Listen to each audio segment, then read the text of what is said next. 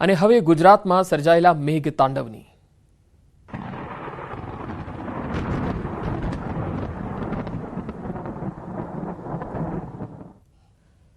ખેડા જિલ્લામાં શેરડી નદીના પાણી ફરી વળ્યા બાદ ચારે તરફ તારાજીના દ્રશ્યો છે। ખેડૂતોના ઊભા પાકનો સોંથ વળી ગયો ત્યારે ન્યૂઝ 18 ગુજરાતની ટીમ ખેડૂતોની સમસ્યાને વાચા આપવા ખુમરવાડ ગામે પહોંચી, જ્યાં જોયું તો ચારે તરફ ખેતરોમાં પૂર બાદ ખેતરોમાં રેતીના થર જામી ગયા। તારાજી એવી સર્જાઈ કે ખેડૂતોને વીઘા દીઠ લાખોનું નુકસાન થયું। શાકભાજીનો ઊભો પાક નષ્ટ થઈ ગયો। ડાંગરના પાક પર એવા પાણી ફરી વળ્યા કે આખો કલર બદલાઈ ગયો। એટલું જ નહીં, ખેતરોમાં રહીને રખેવાળી કરતા જે લોકો છે તેમના ઘરોમાં પાણી ફરી વળતા વ્યાપક નુકસાન થયું। પશુઓ માટે ઘાસચારો પણ નથી રહ્યો। ખેડૂતો સરકાર પાસે સહાયની માંગ કરી રહ્યા છે। ખેડા જિલ્લામાં શેરડી નદીના પાણી એવા ફરી વળ્યા કે જે તારાજીના દ્રશ્યો છે ને તે અમે પણ નથી જોઈ શકતા। સીધા દ્રશ્યો બતાવીશ। આ બાજુના હું પહોંચ્યો છું ખેડાના ખુમરવાડ ગામે। ખુમરવાડ ગામના આ દ્રશ્યો છે। આ કોઈ તળાવની કુંભ નથી, પરંતુ ખેડૂતે પોતાના ખેતરમાં કરેલા ગલકાના શાકભાજીના પાકનો મંડપનો સમગ્ર જે તૂટીને જે થઈ છે તે સ્થિતિ છે। તમે જોઈ શકો છો કે જે પ્રકારે આ સમગ્ર જે પાક છે તે નિષ્ફળ ગયો છે, કહી શકાય। શાકભાજીનો આ તમામ પાકની અંદર શેરડી નદીના પાણી ફરી વળતા લાખો રૂપિયાનું નુકસાન થયું છે। મંડપ સંપૂર્ણ પાણીમાં ગયો। પાછળના દ્રશ્યો બતાવીશ। આ જે ખેતર તમે જોઈ રહ્યા છો, આ કોઈ શાકભાજી કે કોઈ અનાજનું નહીં, પરંતુ પોતાના મૂંગા પશુપાલક માટેનો ઘાસચારાનું ખેતર છે। સંપૂર્ણ કહી શકાય કે આ ઘાસચારો એટલી દહેજ છે તે પાણી ફરી વળ્યું કે સંપૂર્ણ નાશ થઈ ગયો છે। અને કહી શકાય કે આ હવે ઘાસચારો માત્ર ને માત્ર કોવાડા તરીકેનો ઉપયોગ કરાશે। ગાય કે ભેંસને કાપીને ખવડાવી પણ નહીં શકાય। કેટલાક ખેડૂતો આપણી સાથે જોડાયા છે, તેમની સાથે તેમની વેદના જાણવાનો પ્રયત્ન કરીશું। કાકા, શું નામ તમારું, શું સ્થિતિ થઈ હતી અને કેવી પરિસ્થિતિ? ભૂપતભાઈ મારું નામ। અરે અમે આ ગલકો મોડવો જેમ તેમ કરીને કર્યો, વ્યાજે પૈસા લાયા, આમ તેમ કરીને ગલકો તો ઉભો કર્યો અને પૂરના પાણી ગરકાવ થઈ ગયો। હવે અમે ચમનું જીવીએ એ જ મહત્વનું છે। અમારું આ મકાન જોવો તમે, કેટલું નુકસાન થયું કાકા પાણીમાં? 2-2.5 લાખનું નુકસાન તો અમારે ખરું ને। મંડપમાં ગલકા એટલા ઉતરે, મંડપ કેટલા હતા? ગલકાનો મોડવાનું તો 1.5-2 લાખનો મોડો જ થયો ત્યારે। વાયર લાયા, તાર લાયા, આખા ગામમાં સ્થિતિ કાકા? આખા ગામમાં કોઈ પણ વ્યક્તિ એવું નહીં કે નહીં નુકસાન વાનું, આખું ગામ નુકસાન વાળું। તમે તમારી વેદના શું કહેશો? શું કરવું જોઈએ? હવે શું કરીએ? હવે સરકારે શું કરવું જોઈએ? હવે તો વિચારીને એમ થાય કે હવે જીવવું કેમનું, ઢોરને કેમ ના જીવાડવા, એ બધી પરિસ્થિતિઓ થઈ ગઈ છે। હવે તો અમે બચ્ચા છોકરાને શું ખવડાવીશું, ઢોરને શું ખવડાવીશું, એ બધી પરિસ્થિતિઓ ઊભી થઈ। એટલે કહી શકાય કે આ લોકો છે તે લોકો આ શાકભાજી કરી અને તેનાથી જ પોતાનું જીવન જીવતા હોય છે। જે પોતાના મૂંગા પશુઓ છે તે મૂંગા પશુઓને પણ આ ઘાસચારો ખવડાવે, પરંતુ અત્યારે આ તમામ જે પાક છે તે શેરડી નદીના પાણી ફરવાના કારણે નિષ્ફળ ગયો છે। તેથી આ લોકોને હવે શું ખાશે, શું પીશે? જો તે લોકોની આ સરકાર દ્વારા યોગ્ય સર્વે કરાવી તેમને જો સહાય ચૂકવવામાં આવે તો તેમને અવશ્ય લાભ થાય। ઉમંગ પટેલ, ન્યૂઝ 18 ગુજરાતી, ખુમરવાડ, ખેડા।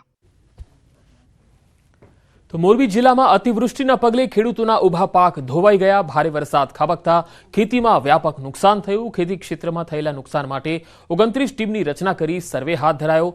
મોરબી જિલ્લામાં શરૂઆતમાં પડેલા સારા વરસાદ અને સમગ્ર જિલ્લામાં ખરીફ પાકનું જે વાવેતર થયું હતું, પરંતુ થોડા સમય પહેલા જ ખેડૂતોના ખેતરોમાં લીલા મોલ લહેરાઈ રહ્યા હતા। ભારે વરસાદના કારણે મોરબી જિલ્લામાં ખેતીને મોટા પાયે નુકસાન થઈ ગયું। ખેડૂતોના ખેતરોમાં ઉભેલો મોલ વરસાદી પાણી અને નદીના વહેણથી ધોવાઈ ગયો। હવે આ તારાજી બાદ નુકસાનીનો સર્વે થશે। આ માટે 29 ટીમની રચના કરાઈ છે। આ ટીમમાં ગ્રામ સેવક, આત્માના એટીએમ અને બીટીએમ, બાગાયત મદદનીશ અને સંબંધિત ગામના તલાટી, મંત્રી, સરપંચનો સમાવેશ કરાયો છે। આ ટીમ 246 ગામોમાં સર્વેની કામગીરી કરશે। 29 ટીમો આપણા 361 જેટલા ગામોનો ડિટેલ સર્વે કરશે। આ ટીમમાં ખેતીવાડી વિભાગના ગ્રામ સેવક, મદદનીશ, ખેતી નિયામક અને ખેતીવાડી વિભાગના અધિકારીઓ સાથે કામગીરી કરવામાં આવશે। સાથે તલાટી કમ મંત્રી, સરપંચ અને ડાયરેક્ટર DRDAમાંથી જે પણ ગ્રામ સેવકો છે અને જે સ્ટાફ છે એનો ઉપયોગ કરવામાં આવશે। તો સુરેન્દ્રનગરના લીંબડી તાલુકામાં વરસાદે ભારે તારાજી સર્જી। ભારે વરસાદને પગલે 4 થી 5 ગામના ખેતરોમાં પાણી ફરી વળતા મોટા પાયે નુકસાન થયું।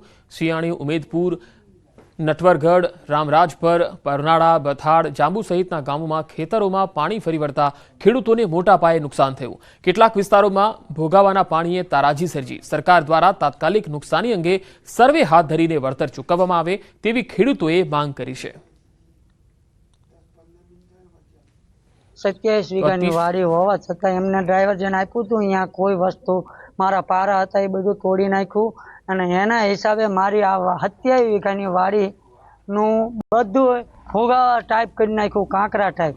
ચારે બાજુ ખેતરોમાં પાણી ફરી વળવાથી નદી જેવો હાલ બધા કરી નાખ્યા છે. ખાડા બધે પાડી દીધા છે. પાક ટોટલી ફેલ ગયેલો છે. વરસાદથી પડેલા ખાડા મુદ્દે એક્શનમાં સીએમ. ખાડાનું રિપેરિંગ ઝડપથી કરવાના આદેશ આપ્યા. સીએમના આદેશ બાદ યુદ્ધના ધોરણે કામ શરૂ થયું છે. ખાસ કરી અમદાવાદમાં કામગીરી શરૂ કરાઈ છે, કારણ કે અમદાવાદના ઠેર ઠેર વિસ્તારોમાં ખાડા પડી ગયા છે. ઘણા નવા બનેલા રસ્તાઓ પણ ખાડામાં ગરકાવ થઈ ગયા છે. ત્યારે હવે કામગીરી શરૂ થઈ છે. ખાડાનું રિપેરિંગ કરવાની કામગીરીના આદેશ બાદ હવે એએમસી તંત્ર જાગ્યું છે. વધુ માહિતી સાથે સંવાદદાતા પ્રણવ પટેલ અમદાવાદથી જોડાયા છે. પ્રણવ, વરસાદથી જે ખાડાઓ પડ્યા છે, ખાસ કરીને કયા કયા વિસ્તારોમાં હવે એએમસીએ કામગીરી શરૂ કરી છે?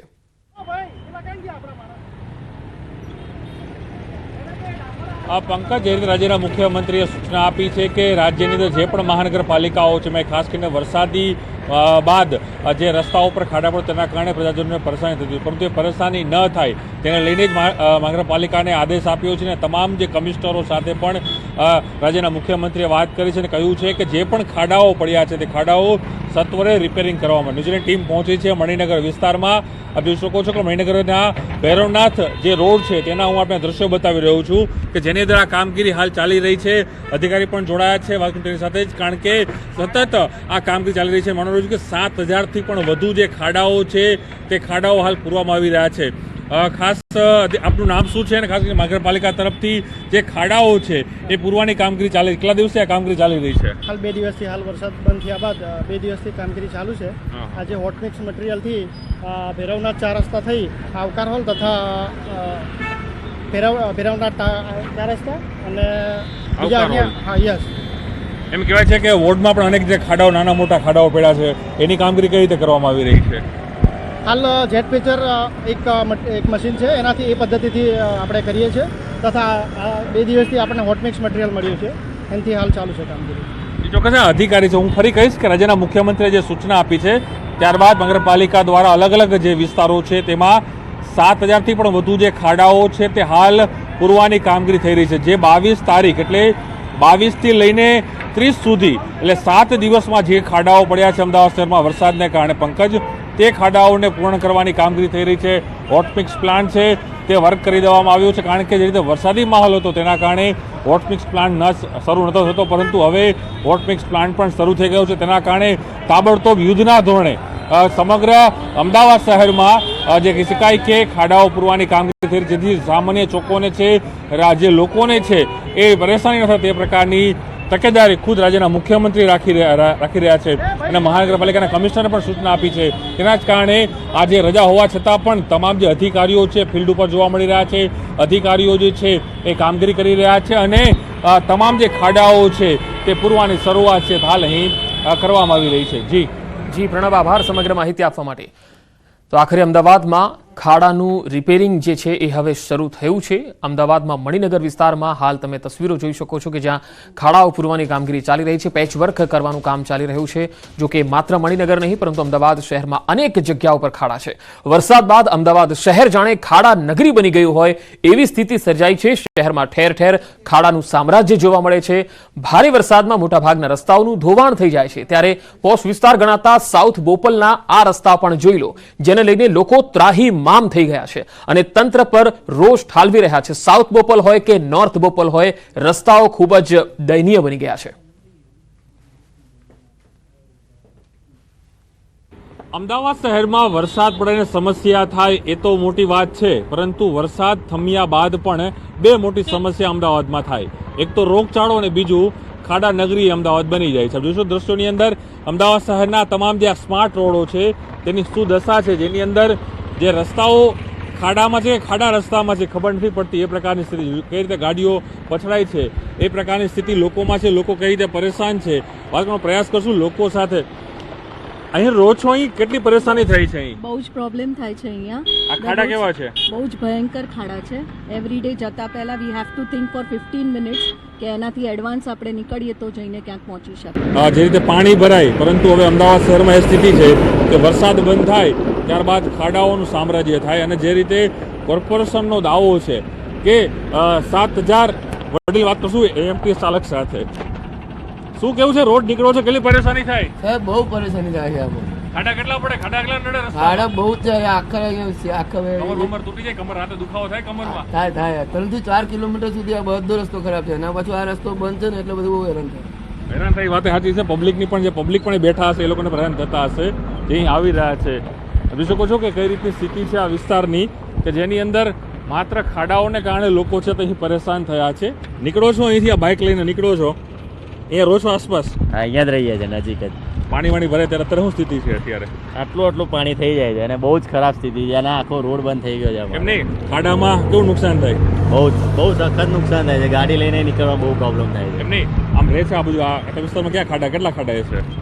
નહીં તો 500 ખાડા હશે. 500 ખાડા અહીં જ? 500 ખાડા વિસ્તારમાં હશે. હા, અહીં કહી રહ્યા છે લોકો, કઈ રીતે પરેશાન થાય. જોઈ શકો છો લોકોની પરેશાની છે. જે રીતે ખાડાઓ છે, ચારે તરફ ખાડા છે અને માત્ર ખાડાનું સામ્રાજ્ય હોય તે પ્રકારના દ્રશ્યો છે. જે રીતે કહેવાય છે કે મહાનગરપાલિકા ખુદ સ્વીકારે છે કે જે આ સિઝનમાં વરસાદ થયો છે એની અંદર ઉભા રહો.